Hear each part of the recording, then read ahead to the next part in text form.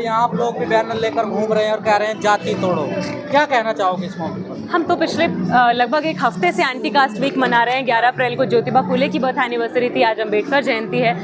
हम आज एक ऐसे देश में रह रहे हैं जहाँ पर 21वीं शताब्दी का चौथाई हिस्सा 25 साल लगभग बीतने को आ गए हैं, लेकिन आज भी हम उसी देश में रहते हैं जहाँ पर एक दलित व्यक्ति को 200 रुपये महज 300 रुपये की दिहाड़ी के लिए आज भी मौत के गटर में उतार दिया जाता है, बिना किसी सेफ्टी इक्विपमेंट के, बिना किसी अधिकार के, बिना किसी डिग्निफाइड एम्प्लॉयमेंट के, बिना किसी ज़िंदगी के अधिकार के। आज भी उसी देश में हम रह रहे हैं जहाँ पर आए दिन हमारी दिल्ली देश की राजधानी के पॉश से पॉश यूनिवर्सिटीज़, हॉस्पिटल्स, स्पेसेस में पिछड़े तबके से आने वाले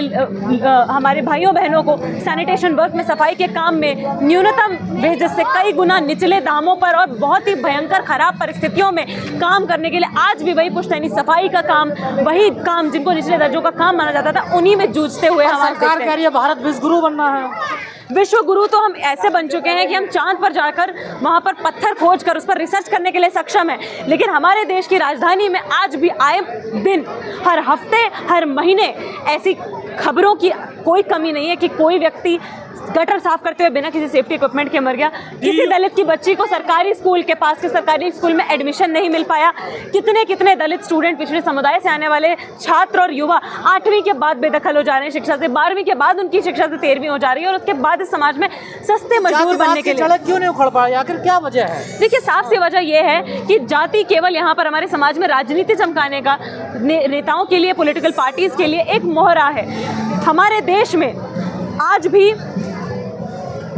हम अगर देखें ज़मीनी स्तर पर तो वो नेता जो कुछ को पिछड़ी जातियों के नेता बताते हैं, आइडियल बताते हैं, वो राजनीति में आने के बाद, मंत्री बन जाने के बाद, राजनेता बन जाने के बाद पूरी तरीके से उनका सरोकार बहुजन जनता के चिंताओं से, उनकी दिक्कतों से, उनके अधिकारों से ख़त्म हो चुका होता है। आज यूनिवर्सिटीज़ में आप जाकर देखिए, दिल्ली से लेकर देश के दूर से दूर इलाकों तक,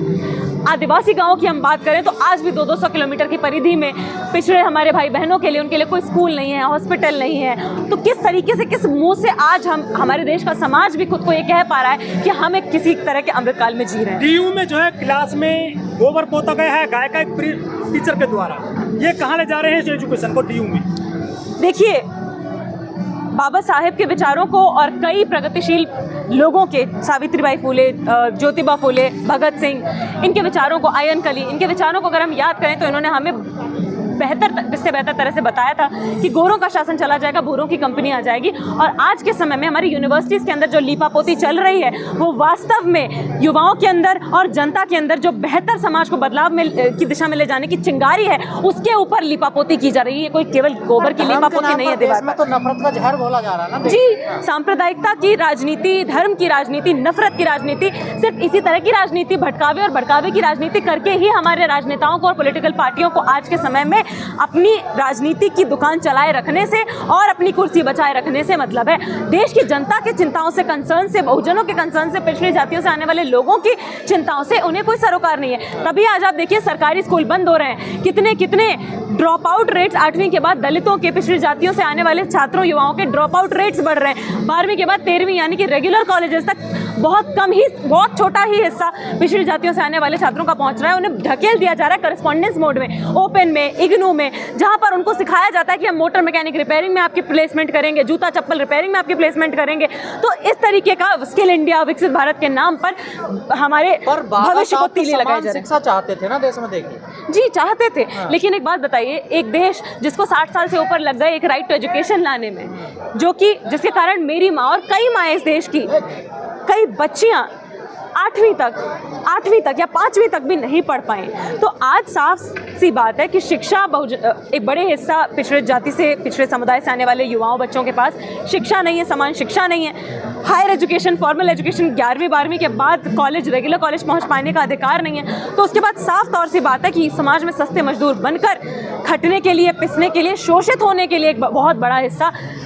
खास तौर पर पिछड़ी जातियों से, वंचित समुदाय से आने वाले लोगों का आज भी मजबूर है, वही पुश्तैनी उन कामों में जूझे रहने के लिए मजबूर है जहाँ पर हमारा शोषण होता है। आज भी हर कुछ मिनट पर एक दलित महिला का किसी के खेत पर काम करते हुए उसका रेप होता है, उसका गैंग रेप होता है, और किसी दलित महिला के खिलाफ होने वाले जघन्य अपराध को अगर आप ही के जैसे कोई प्रोग्रेसिव जर्नलिस्ट जाकर अगर कैप्चर करने के लिए कोशिश करें कि उसको मेन स्ट्रीम मीडिया में ले आए, तो तुरंत उन पर यूएपीए जैसी धाराएं लगाकर उनको सालों साल जेल में सड़ा दिया बाबा साहब जाता की है। प्रतिमाएं कौन तोड़ते हैं? सब गुजरियात बाबा साहब को यह वोट का जरिया हो गए हैं बाबा साहब। देखिए, आज के समय में अगर बाबा साहब होते तो वो हमें खुद ये बात कहते कि मेरी प्रतिमा का तोड़ा जाना इतना महत्वपूर्ण नहीं है, हमारे विचारों का कुचला जाना और उनको हमारे मन से धूमिल करके केवल आज की सरकार जो अपने विचार अपने अलग अलग गोदी मीडिया के जरिए से हमारे दिमाग में भरना चाहती है, हमें उससे डरने की ज़रूरत है। हमें उस प्रोपेगेंडा से डरने की ज़रूरत है कि हम भले ही एक सड़ी सी लोकेलिटी में रह रहे हो जहाँ पर नाली नहीं है, पानी नहीं है, गंदी सड़कें हैं, लेकिन हमने मन में मान रखा है हमने कि हम तो विश्व गुरु भारत में पहुँच गए। हमने अपने मन में मान रखा कि बगल में 200 रुपए के लिए किसी की गटर में जान जा रही है तो उससे हमें क्या फर्क पड़ता है। हमारे मोदी जी तो अलग अलग देशों में जाकर स्पीच दे रहे हैं, ये अलग बात है कि सवाल पूछे जाने पर वो मौन हो जाते हैं। और आज तक कोई प्रेस मीडिया कॉन्फ्रेंस जनता के बेसिक से बेसिक सवालों पर जवाब दे पाने के लिए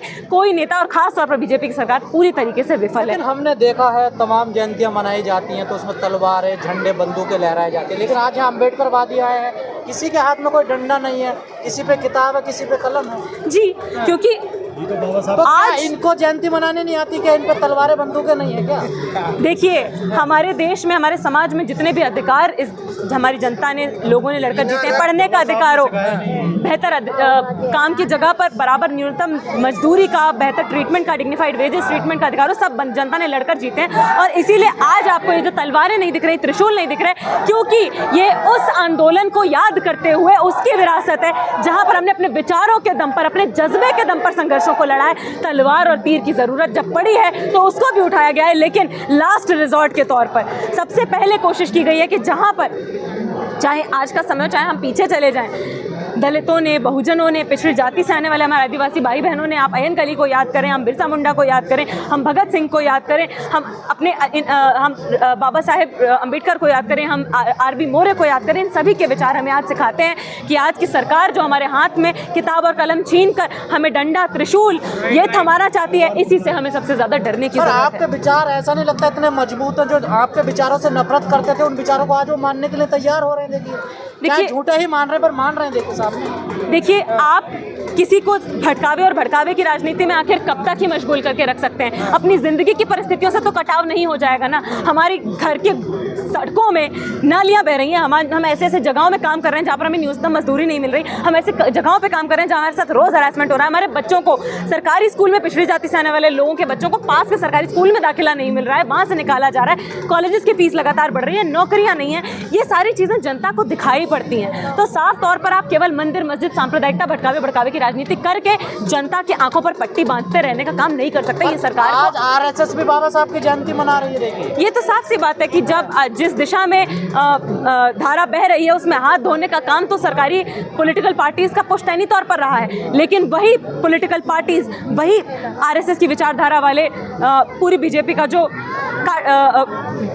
बॉडी है, किसी दलित महिला के साथ यूपी में, बिहार में, इन्हीं के स्टेट्स में जब मणिपुर में महिलाओं को नंगा करके घुमाया जाता है तो इनके मुंह से एक शब्द नहीं निकलता है। वहीं किसी दलित महिला के साथ जघन्य से जघन्य अपराध होते हैं तो पूरी सरकार तंत्र लग जाती है उसको लीपापोती करके, उसको ढकने में, आपके जैसे प्रोग्रेसिव जर्नलिस्ट को जेल में भरने के लिए। लेकिन यहाँ पर आज इसलिए भी इतनी बड़ी तादाद में जनता आई है क्योंकि आज भी पुराने इन संघर्षों की विरासत को याद करते हुए हमें आगे के संघर्षों के लिए बेहतर समाज की जो कल्पना बाबा साहेब ने की, हमारे अलग अलग दिग्गजों ने की, सावित्रीबाई फुले, ज्योतिबा फुले, अय्यनकली, उस परिकल्पना को, उस विजन को, उस बेहतर समाज के विजन को याद करते हुए उसमें हम अपना योगदान देने के लिए भी समाज बन पा रहा है, बनाने के लिए हम लोग यहाँ पर आए हैं, संकल्प लेने के लिए हम लोग आए हैं।